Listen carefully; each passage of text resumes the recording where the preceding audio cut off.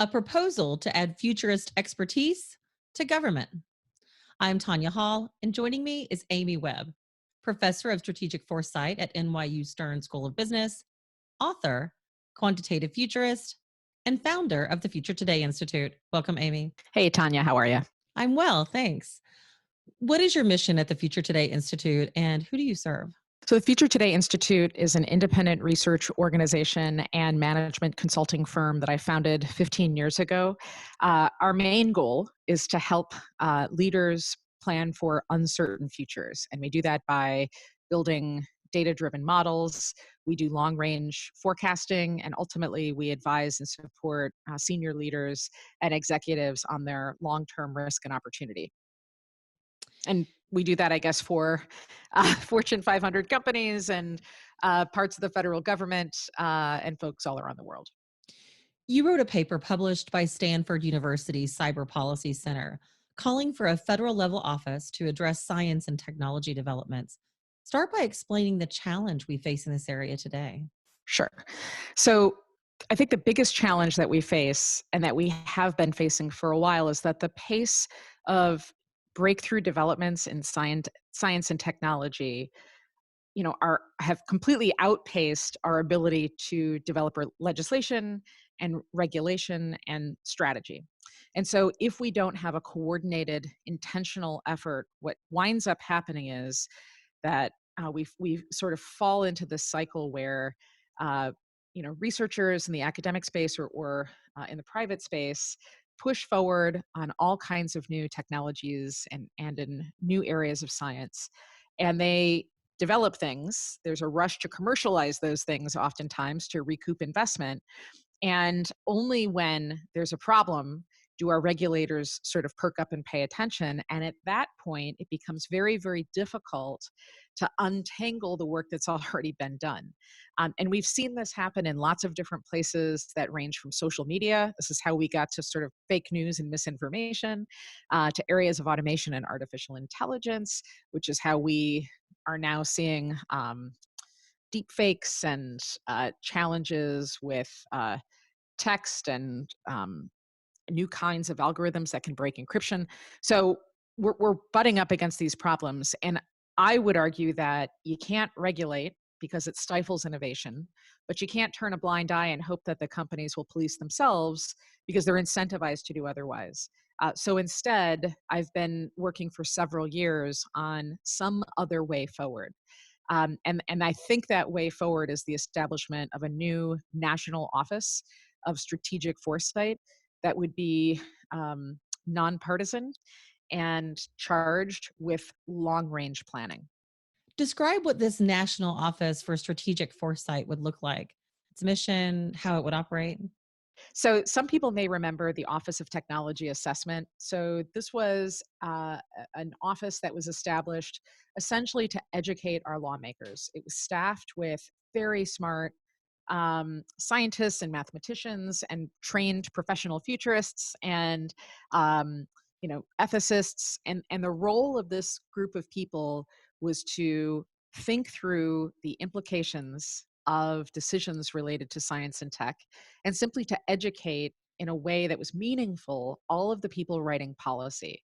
And so during its tenure, the OTA, scientists wrote somewhere in the neighborhood of 700 papers that were not political in nature. They were just meant to help from a policy perspective those working in DC make smarter, better informed decisions, but also to do some of the longer term risk and opportunity profiling, some of that work. So the OTA was so successful, it became the gold standard around the world. And Germany duplicated our office, as did many other countries. It was defunded as part of a sort of great defunding plan in the mid-90s by Newt Gingrich. And since then, we've had a vacuum. And unfortunately, it happened during a critical moment in the development of a lot of core technologies, not the least of which is the commercial internet. And without anybody around, so there's some challenges, right? So we've got technology and science is much more difficult to grok these days than it might have been in the past. our election cycles may technically be every 2 to 6 years, you know. However, because of our media cycles, the election sort of starts the day after everybody starts their new term. I mean, for God's sake, we're 2 years already into a presidential election cycle, and there seems to be a town hall debate on CNN every other week, right? So, as a result of all of this, I think there's this pressure to be in the public eye and talking about science and technology more than there was in the past, and to have some kind of quick opinion that is, you can shrink wrap and put into a tweet. That's a dangerous and stupid position to be in. So that's kind of how we got to now. And the challenge is that we're allowing technology to become politicized, which is terrible. And in the absence of long range planning, with people who are not going to be leaving office and revolving in and out of the private sector every couple years, we have this sort of back and forth weird flip flopping. So at the end of the Obama administration, there was a pretty comprehensive point of view and paper regarding artificial intelligence, which then got thrown out at the start of the Trump administration, though very interestingly copied and made part of China's artificial intelligence plan going forward. True story, crazy.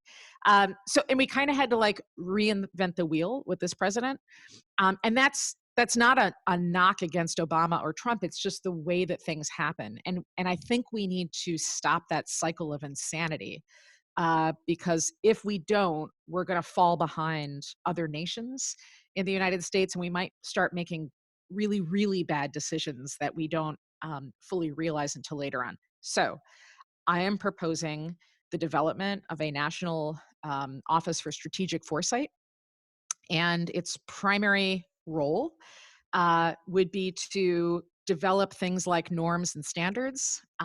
It would do the long range scenario testing and planning that's based in data. It would coordinate technology across the different branches. It would mandate and help scope out investments. You know, and again, regardless of who is in the Oval Office at any moment in time, the idea is that the architecture for the department or the office and the core people working in it would stay. And the office's responsibilities would very much be educational, strategic, but also tactical in nature. It would work with members of Congress. It would work with various stakeholders to facilitate strategic conversations, to prototype policy, to do risk modeling and assessment, to look at impact scenarios for the future, and hopefully to build a better culture of longer term planning in the United States, since we are very much now, like our attention is totally rooted in whoever's running for office the next couple of minutes. You identified artificial intelligence as the first priority for this new office. Why AI first? So there's a bunch of critical technologies that demand our attention.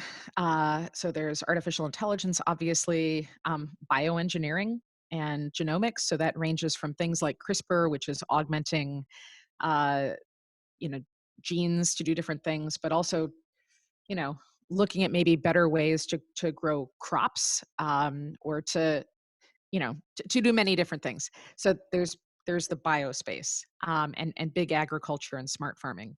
But there's also areas like quantum computing and blockchain. I mean, we have a lot of fundamental technologies that we ought to have some kind of point of view on.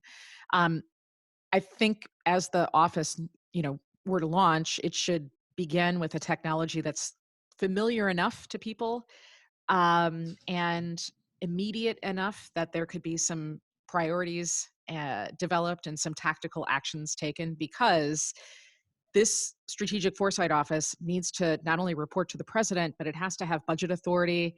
They have to engage in strategic planning. They have to have cross agency priority goals. They have to have coordinating offices all around the country, and they need to bring in external expertise. And at the moment, of all the different fundamental technologies starting to shape our future landscape, AI is the one with the most, I think, the most work done that we could sort of take a bite into and start doing something about. That makes sense. Amy Webb, professor of strategic foresight at NYU Stern School of Business. author, quantitative futurist, and founder of the Future Today Institute. Thanks for joining us today. If somebody wants to connect with you, maybe they want to find out more about the work that you do, how can they do that? Sure. Well, three things. The first thing is I'm very easy to find and I'm pretty responsive. So if you go to futuretodayinstitute.com, you can access all of our research, which is open source, and all of our tools and methodology. If you're interested in foresight and practicing more like a futurist, the paper that we've been referencing is available on Stanford's Cyber Policy Center website. It's called A National Office for Strategic Foresight, anchored in critical science and technologies. It is free. It's a PDF. I would love it if everybody watching and listening would download it and read it and share it with somebody who can make a difference. The last thing that I'll say is that I dedicate and devote about 20% of my time to public service as a volunteer. And this paper that I wrote was part of that volunteering effort. And I would just encourage everybody. The best possible thing that we can do for our future is to plan for it, because failing to plan is planning to fail.